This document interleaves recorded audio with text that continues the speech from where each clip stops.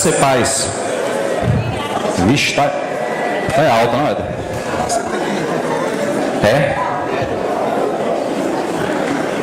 Irmãos, por gentileza, a gente pede que os irmãos retornem para seus lugares. Já deu ali o horário.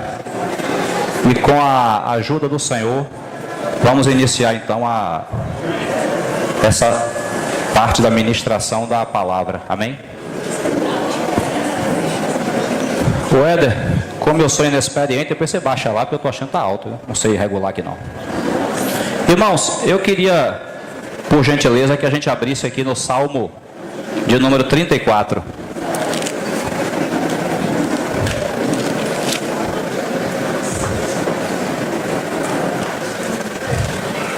E mais uma vez, orar e colocar esse momento diante do Senhor. Amém? Senhor, nós te bendizemos mais uma vez por esse privilégio que o Senhor nos concedeu de estar na tua presença, Senhor.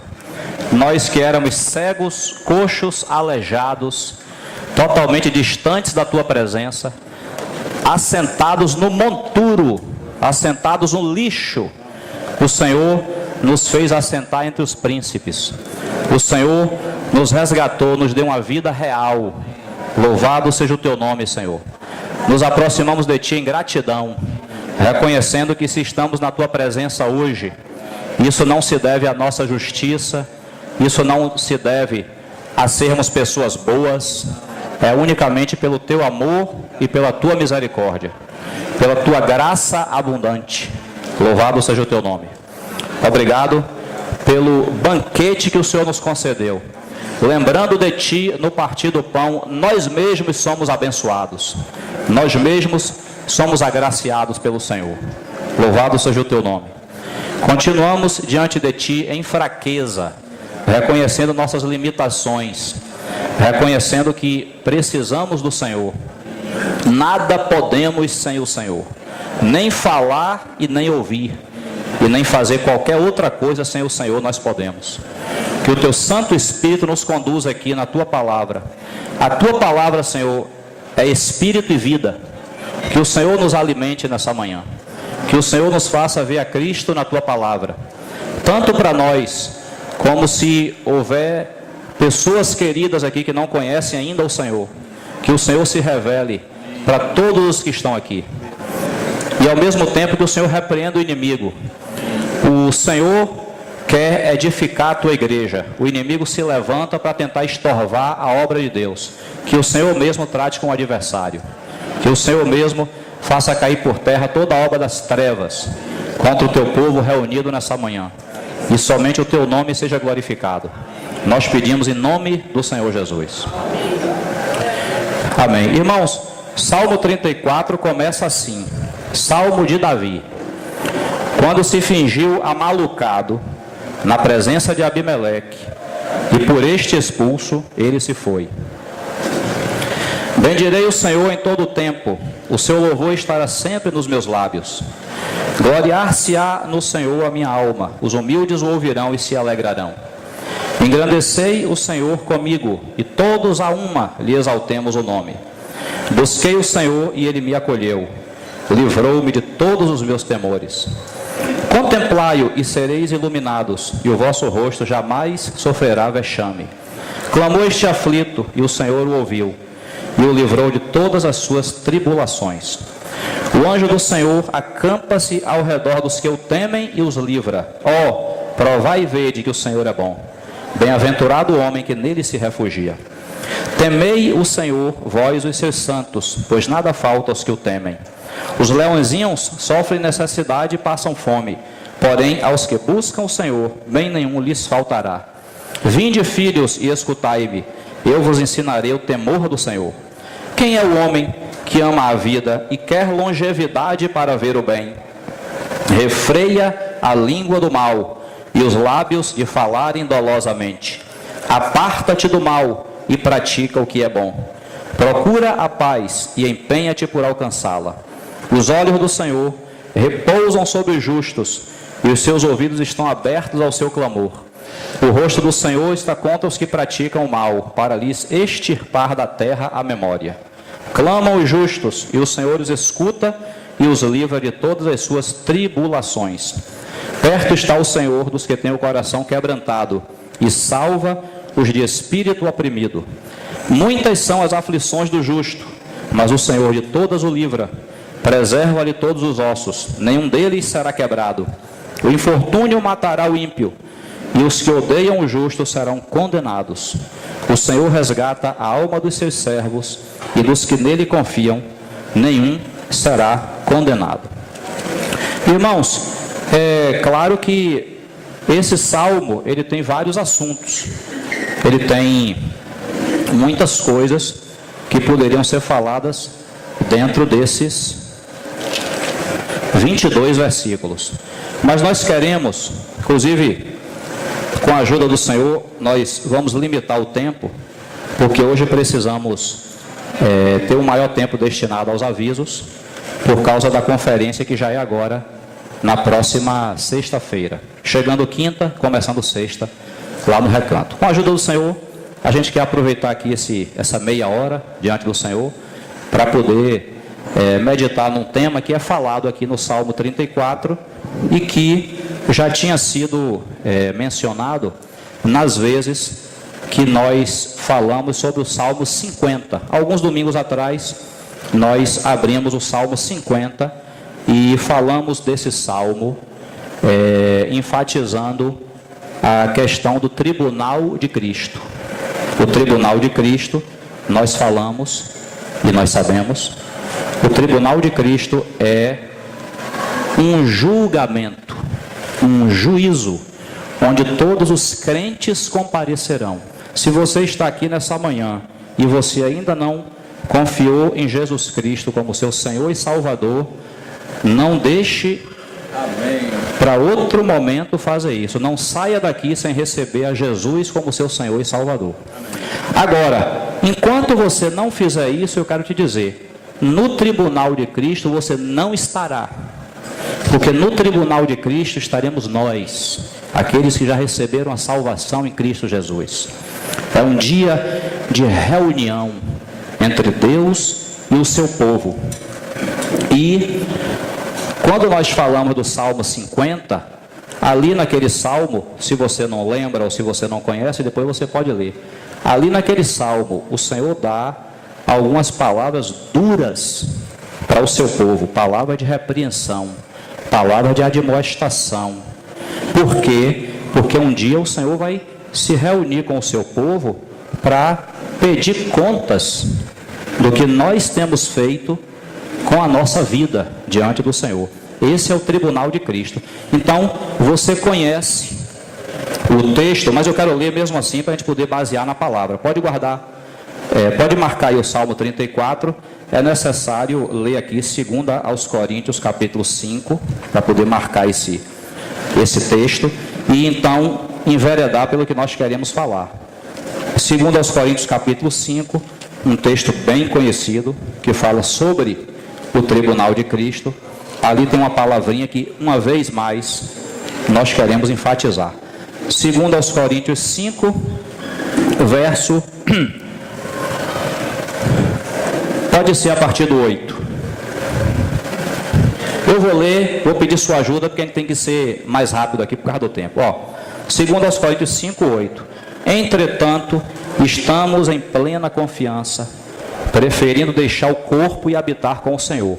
É por isso que também nos esforçamos, quer presentes, quer ausentes, para lhe sermos agradáveis. Porque importa, verso 10, porque é necessário que todos nós compareçamos perante o tribunal de Cristo, para que cada um, eu e você, individualmente, não é o pai pelo filho, o irmão pela irmã, é cada um, receba individualmente, receba segundo o bem ou mal que tiver feito por meio do corpo. Esse é o tribunal de Cristo, reunião de prestação de contas, somente entre Deus e o seu povo. Agora, no verso 11, diz assim: e assim, dessa maneira, conhecendo o temor do Senhor, persuadimos os homens, e somos cabalmente conhecidos por Deus. E espero que também a vossa consciência nos reconheça.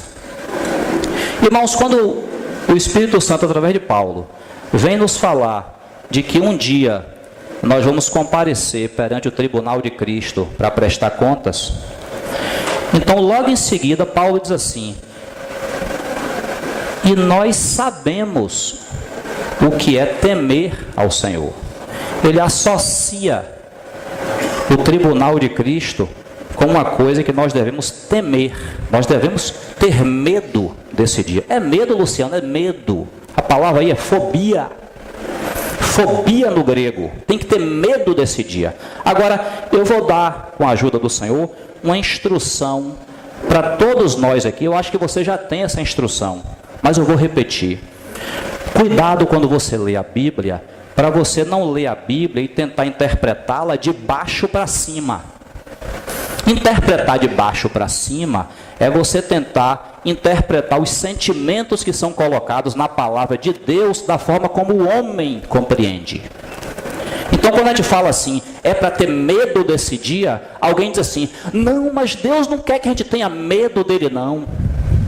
Porque você está interpretando de baixo para cima.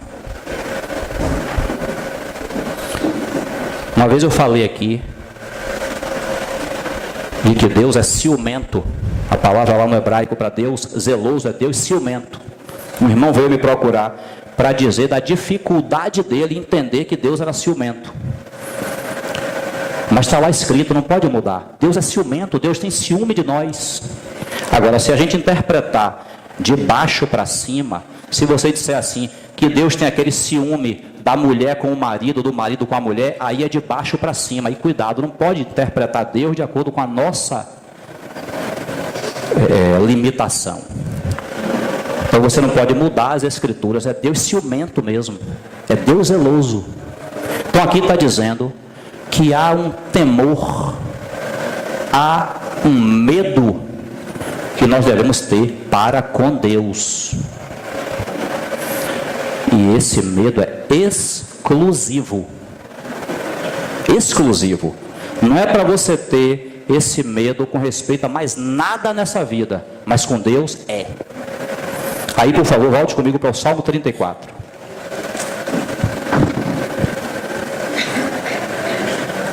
Salmo 34, verso 4, diz assim: busquei o Senhor, e Ele me acolheu, livrou-me de todos os meus temores.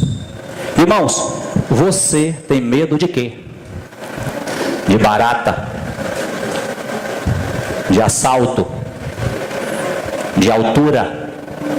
De que você tem medo? De perder o emprego? De que você tem medo? Nós temos muitos temores, é ou não é? Muitos.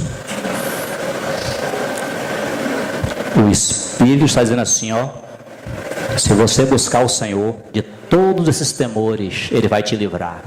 Aleluia. É sim, claro. Então, o que você nomear de temor nessa vida, o Senhor nos liberta desses temores. Busquei o Senhor e Ele me acolheu, livrou-me de todos os meus temores. Amém? Agora, olha o versículo 9. Temei quem? O Senhor. Temei o Senhor, vós os seus santos, pois nada falta aos que o temem. Irmãos, então você percebe?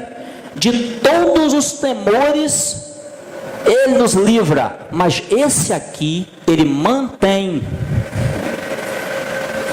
Esse Ele mantém. Sabe por quê, irmãos? Porque o temor que nós devemos ter de Deus é o temor que você tem de seu pai. É o temor reverencial.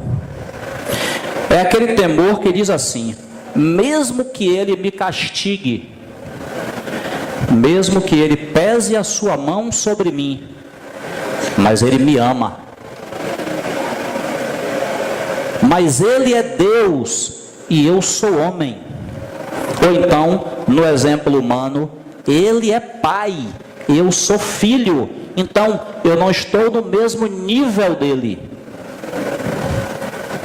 Logo, eu tenho que temê-lo. É pela falta desse temor a Deus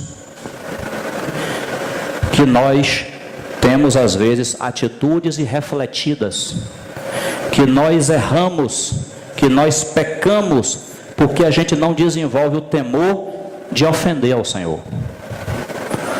A gente não desenvolve o temor de respeitá-lo e saber que eu não posso fazer qualquer coisa na sua presença. Eu preciso temer ao Senhor.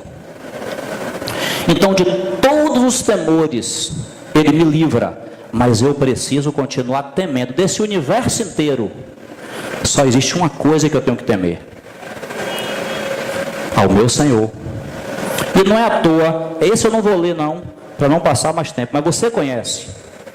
Não é à toa que o próprio Jesus falou assim, Lucas capítulo 12, eu vos direi a quem vocês devem temer.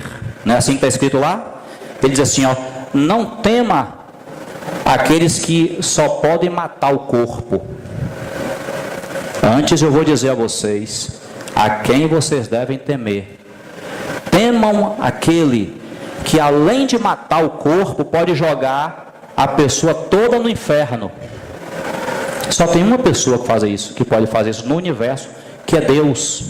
Então o Senhor, Ele deixou, para que ninguém pense que essa palavra é lá do Velho Testamento, que cabe interpretação. A interpretação já foi dada. Jesus já falou, Lucas capítulo 12, não tema a nada, mas a Deus você deve temer.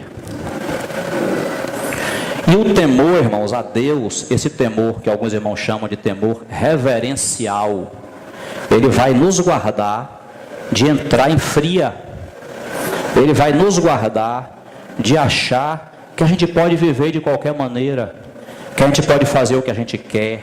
É necessário andar em temor diante de Deus. Nós falamos aqui e estamos repetindo, não é à toa que quando a igreja começa, lá em Atos capítulo 2, diz assim, e em cada alma havia temor, porque o Espírito Santo dá essa nota, para poder dizer que os irmãos ali, ó, desfrutavam de tudo aquilo que o Senhor tinha proporcionado a eles, viviam ali, perseverando na doutrina dos apóstolos, no partir do pão, na comunhão, nas orações, e não havia necessitado entre eles, os irmãos se amavam, se ajudavam, mas em cada alma havia temor. Os irmãos, com aquela graça toda abundante que o Senhor derramava ali, os irmãos não faziam o que queriam. Os irmãos não se descuidavam, havia temor no coração dos irmãos, temor do Senhor, que é a quem nós devemos temer. Então essa é uma palavra que deve nos chamar a atenção. Às vezes a gente vive à toa, achando que a gente pode fazer qualquer coisa ou falar qualquer coisa. Prossiga comigo aí no verso 11. Vinde, filhos, e escutai-me, eu vos ensinarei o temor do Senhor. Quem é o homem que ama a vida e quer longevidade para ver o bem? Ó, você quer viver longos dias? A ciência está tentando aí a fórmula da juventude. Um elixir para você tomar, para você viver um bocado. Quer longevidade? Quer viver muito? Está aqui a receita. 13. Refreia a língua do mal e os lábios de falarem dolosamente. Lembra os irmãos que essa é a receita. Ele está dizendo assim, vinde, filhos, e eu vos ensinarei o temor do Senhor. Em que consiste esse temor? Está aqui. 14. Aparta-te do mal e pratica o que é bom. Procura a paz e empenha-te por alcançá-la. Sabe como você poderia pegar esses 2 versículos dos Salmos? Como é que eu temo ao Senhor nas minhas atitudes? Você poderia resumir assim: nas coisas do falar e nas coisas do fazer. É isso que está dizendo aqui. Refreia a língua do mal. Olha o que você está falando. Às vezes nós falamos irrefletidamente. Às vezes nós não tememos quando falamos uns dos outros. Quando abrimos a boca para falar dos irmãos. Quando abrimos a boca para falar das autoridades. Não importa se elas estão envolvidas em corrupção. Não importa o que elas tenham feito. Mas o que importa é se nós abrimos a boca inadvertidamente para poder falar. Depois que a palavra sai, a gente pode se tornar réu. Então, refreia a língua do mal. Cuidado com o que você fala. Você é crente, você é filho de Deus, você é filho do rei, você é um bocado de coisa, mas cuidado com sua língua. Cuidado com o que você está falando. Você não pode falar qualquer coisa. Sua língua é santa. Sua boca é santa. Não pode ser emprestada para falar tudo. Essa é uma prova do temor do Senhor. Outra coisa, aparta-te do mal. Às vezes, voluntariamente, nós entramos numa situação ruim e nela permanecemos. Irmãos, não há temor de Deus em nosso coração? O Espírito Santo não está falando a nós se nós estamos errados? Eu estava ouvindo a mensagem que Romeu falou agora em Contagem sobre o pecado de Davi. Irmãos, você e eu sabemos, nós não somos diferentes de Davi. Nós somos piores até do que Davi. Mas veja, Davi pecou e deu tempo da mulher engravidar e ter o filho, e só depois ele se arrepende. Davi passa 1 ano no pecado e não se arrepende e não conserta. Senhor, tenha misericórdia em nossas vidas. Às vezes a gente erra e não conserta, e vive, permanece no pecado. Nós cantamos: para isso se manifestou o Filho de Deus, para desfazer as obras do diabo. O contexto ali de 1 João é: o diabo vive pecando desde o princípio. Nós também vivíamos pecando. O Senhor chegou para barrar essa linha de produção. O Senhor chegou para dizer assim: pecou até aqui, daqui para lá não peca mais. Para isso se manifestou o Filho de Deus, para desfazer as obras do diabo. Porque eu e você, não é que a gente não peque, nós temos capacidade de pecar, mas nós não precisamos permanecer no pecado. Então, quando a gente erra e continua errando e não se arrepende, que temor de Deus há no nosso coração? Aí sabe o que é que acontece, irmãos? Eu não tenho muito tempo não. Aí, por exemplo, nós estávamos ouvindo um dia desse aqui sobre tsunami, sobre o terremoto de Apocalipse. Vão ter 2. Eu não sei como é que a terra vai ficar de pé, porque a Bíblia diz que a terra vai virar de cabeça para baixo. É um no início, se estivermos certos, é um no início da grande tribulação, 6º selo, e outro no final da grande tribulação. É um terremoto de virar a terra de cabeça para baixo. Aí a gente ouve esses temas e fica com medo. Aí a gente fica com medo porque Salvador é cidade litorânea e está vindo lá uma onda, é bem aqui pertinho, na Praia de Amaralina ali. Está vindo lá uma onda do tsunami, o local de reunião aqui vai ser fichinha, não vai sobrar nada aqui, a gente fica com medo dessas coisas. Com medo do tsunami e do terremoto. Mas não teme em ofender ao nosso Deus. Eu vou ler com os irmãos. Lucas 21.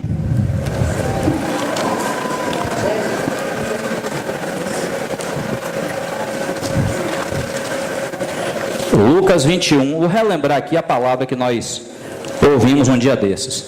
Lucas 21, 25. Acompanhe com uma certa rapidez, porque eu preciso ganhar tempo ali no relógio. Lucas 21, 25. Diz assim, ó: haverá sinais no sol, na lua e nas estrelas, sobre a terra angústia entre as nações, em perplexidade por causa do bramido do mar e das ondas. Está vendo o tsunami aí? O mar vai ficar agitado naquele tempo, lá vem o tsunami aí chegando.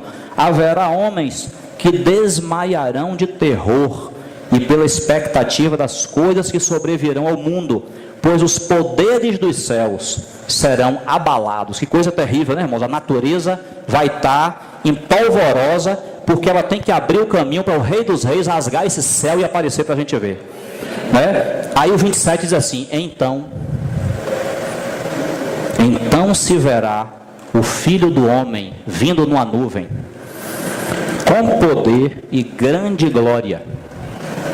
Irmão, que espetáculo maravilhoso. Eu tenho uns 30 e poucos anos que conheço Jesus. Nunca vi ele pessoalmente, vou conhecer naquele dia na nuvem ali, oh, maravilha. Que espetáculo glorioso.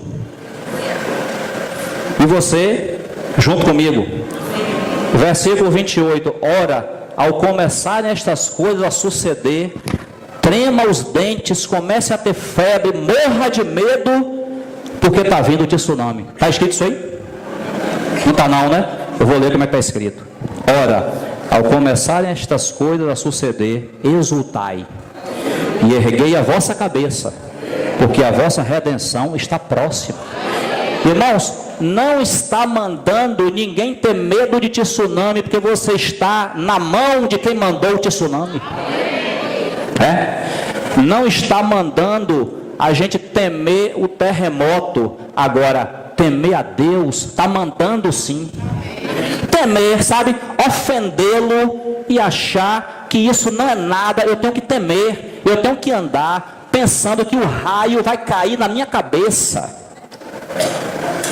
porque eu pequei, eu voluntariamente permaneço no pecado e eu não conserto, e Deus é santo e eu sou pecador. Eu tenho que temer isso, irmãos.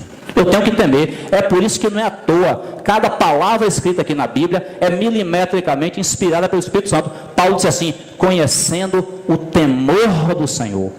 Nós sabemos um pouquinho, Paulo dizia, do que é temer ao Senhor.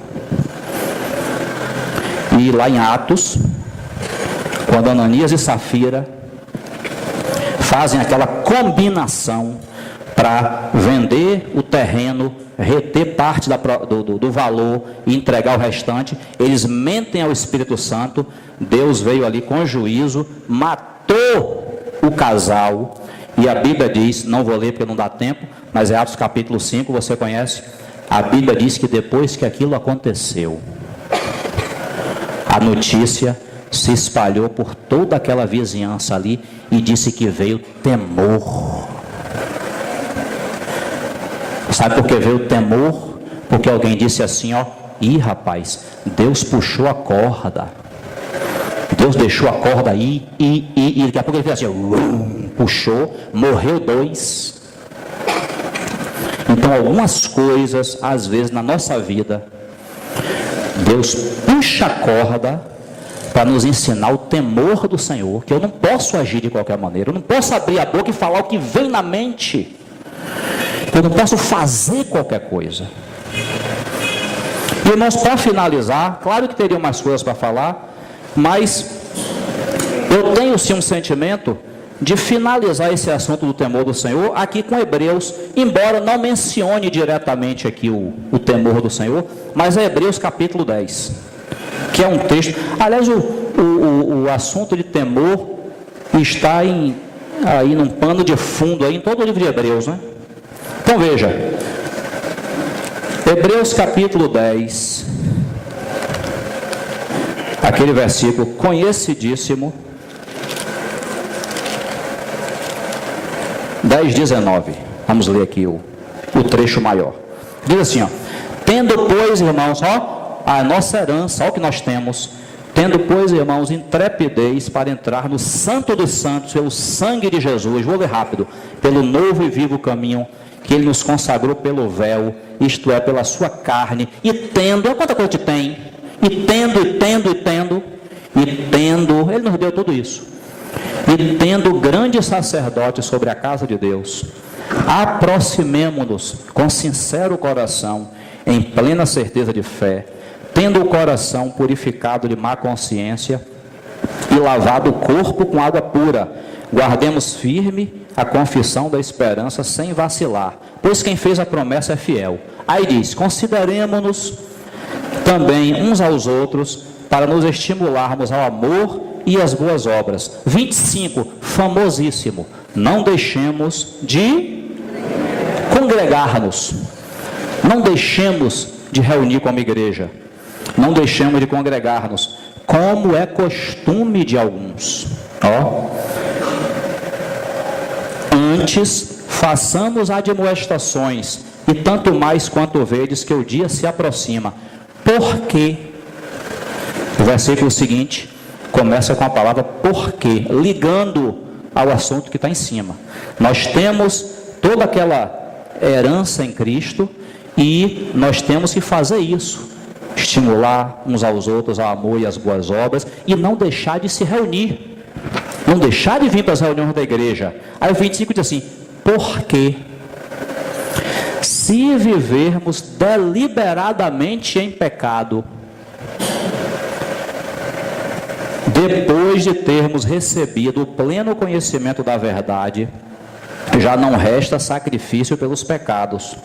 Pelo contrário, certa expectação horrível de juízo e fogo vingador, prestes a consumir os adversários. Irmãos, por causa do tempo, se o senhor permitir, eu vou finalizar com esse assunto. Irmãos, às vezes nós não tememos em deixar de reunir. Nesse pouco tempo que nós temos, eu quero dizer a você, a palavra que está aí na sua Bíblia, não deixemos de congregar-nos. Essa palavra congregar-nos, no grego, se você conhece, epissinagogé. Essa palavra, nós precisamos prestar atenção a isso, porque está na Bíblia, e o que a Bíblia chama a atenção, nós devemos prestar atenção. Essa palavra só é usada aí onde você leu, Hebreus 10, 25, e lá em 2 Tessalonicenses 2:1, quando diz assim, irmãos, com respeito à vinda do Senhor e a nossa reunião com Ele, epissinagogé, reunião com o Senhor, nossa reunião celestial com Ele, a mesma palavra. O que é que o Espírito Santo quer dizer? Que quando nós estivermos lá com o Senhor, pessoalmente na presença dEle, isso tem o mesmo valor da igreja reunida em nome de Jesus aqui na terra. Eu quero te perguntar, quantas reuniões você participa durante a semana, reuniões que não são da igreja? Você reúne com seu chefe e com seus colegas no trabalho? Você reúne com seus colegas na escola, na sala de aula? Quantas reuniões você conhece? Você reúne com seu cliente para poder fechar um orçamento com ele? De quantas reuniões você participa? Eu quero dizer a você, nenhuma delas tem a promessa lá de Mateus, onde estiverem 2 ou 3 reunidos em meu nome, ali eu estou no meio deles. Nenhuma delas. Portanto, irmãos, não confundam, a reunião da igreja é celestial. Ou a gente vê isso pelo Espírito, ou tanto vai fazer a gente reunir ou ficar em casa.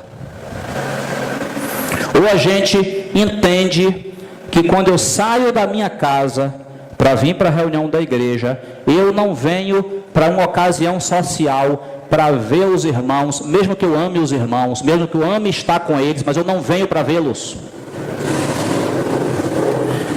A reunião da igreja é celestial. Quem instituiu foi Ele, e para cada uma Ele tem um propósito específico. Então, eu não posso, se eu faltar a reunião de meu trabalho, depois eu procuro saber do assunto. Se eu faltar a reunião da igreja sem uma justificativa, isso deve me incomodar. Eu devo temer ofender ao Senhor nesse assunto. Eu devo temer isso mais do que ao tsunami. O tsunami não tem jeito, vem. Quem estiver embaixo, Se for para fugir, Deus dá direção, a gente foge. Se for para ficar e a onda levar todo mundo, a gente fica.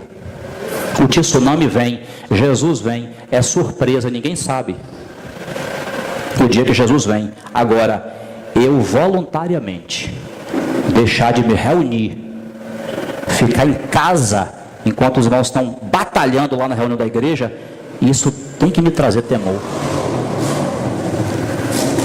Está aqui escrito, ó, não deixemos de congregar-nos, porque se vivermos voluntariamente em pecado, isso quer dizer que vim para a reunião da igreja, não vim para a reunião da igreja sem uma justificativa plausível, é viver voluntariamente em pecado. Isso deveria trazer temor a nós. Isso deveria nos incomodar. Não deveria dizer assim, tanto faz, eu não fui hoje, eu vou na próxima semana. Não deveria, irmãos. Nós precisaríamos aprender a evitar o mal. Essa é uma das funções do temor do Senhor.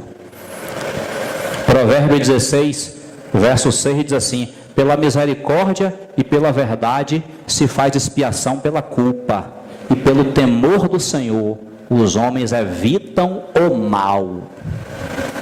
Nós poderíamos evitar muita coisa se temêssemos ofender ao Senhor. Eu não esqueço, uma vez um irmão me disse, nós precisamos temer ofender ao nosso Deus. Isso não pode ser uma coisa tratada assim, não, mas o sangue foi derramado, o perdão está garantido, está. Agora, cuidado com uma coisa chamada pecado voluntário. Cuidado com uma coisa chamada pecado premeditado, que a gente faz, não conserta e acha que está tudo bem. Aí às vezes o Senhor tem que pesar a mão sobre nós. Às vezes o Senhor tem que enviar uma situação mais difícil para a gente enfrentar, para a gente perceber que estamos andando sem temor do Senhor, estamos andando de qualquer jeito. Então naquele dia ali, no tribunal de Cristo, nós vamos ser julgados, vamos ser exigidos pelas coisas que nós fizemos mediante o nosso corpo, nessas obras aqui, o que falamos e o que fizemos. Então o que é que deve nos governar? É o temor do Senhor. É o temor de não fazer. Uma coisa é cair, caiu, fez uma coisa errada, está errado, mas conserta. Agora, pecado voluntário é outra coisa. Pecado que a gente conhece a situação, mas mesmo assim a gente insiste em fazer aquilo diante de Deus. Aí o Senhor tem que dar um julgamento diferente a nós. Pedro vai repetir, eu não vou ler, já estou terminando. Pedro vai repetir esse mesmo trecho do Salmo 34, lá na sua primeira epístola. Ele vai dizer o seguinte: sofra, irmão, se você tiver de sofrer, sofra como cristão. Sofra porque você fez a coisa certa. E não porque você fez coisa errada e está pagando a consequência do seu erro. Se Deus mandar, às vezes Ele manda, se Deus mandar uma provação, um sofrimento para você, e você olhar e dizer assim: Senhor, eu não fiz, não tenho pendência, não tenho nada para consertar diante do Senhor, e essa situação veio até mim. Amém. Ele está querendo provar você na situação. É uma coisa. A outra é, você fez o que não devia. O Senhor envia, às vezes, não é sempre não, porque Ele é misericordioso, mas às vezes Ele envia algum tipo de juízo e está sofrendo porque fez o que não devia fazer. Aí Pedro vai repetir esse mesmo trecho do Salmo para a gente refrear a língua e evitar as coisas ruins. Amém? Irmãos, o tempo já não me permite continuar. 11h35, passei um pouquinho. Eu queria entregar diante do Senhor essa palavra e passar para os avisos. Senhor, agradecemos a Ti por nos conceder reunir nessa manhã diante do Senhor e encomendamos ao Senhor a palavra lida e ouvida. Que o Senhor mesmo, pelo Teu Santo Espírito, possa aplicá-la aos nossos corações e ao nosso viver. Que o Senhor tenha misericórdia de nós, especialmente nesse tempo do fim, onde tantas coisas concorrem com a nossa consagração ao Senhor. Que o Senhor tenha misericórdia de nós e nos conduza pelo Teu Santo Espírito. Nós agradecemos em nome do Senhor Jesus. Amém.